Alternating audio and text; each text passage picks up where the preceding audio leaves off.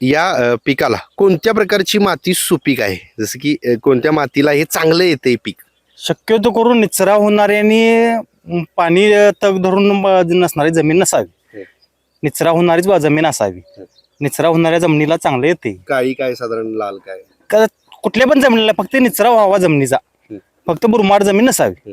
जो काढणीनंतर जो कारल्याचा रेट असतो तो कसा, बाजारभाव कसा ठरवला जातो? बाजारभाव आता ते मार्केटला गेल्यानंतर, मार्केटला निलाव निघाल्यानंतरच बाजारभाव ठरतो. सरासरी बाजारला मार्केटला मागणी किती आहे, पुरवठा किती आहे, त्याच्यावर अवलंबून राहते सगळे. आता किती आहे दर काय? आता 40 रुपये दर चालू आहे किलोला.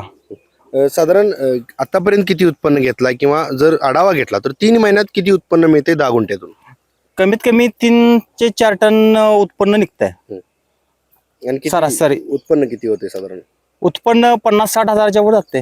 आणि जर जसं दर जसा लागल त्यावर अवलंबून राहते. दर जास्त लागला तर उत्पन्न पण जास्त होतं. कमीत कमी 50-60 हजार. 50-60 हजार रुपये होतात. आणि जर संपूर्ण खर्च वजा केला तर किती रुपये आपल्याकडे राहू शकतात? एक 40-42 हजार रुपये राहतात आपल्याविषयी.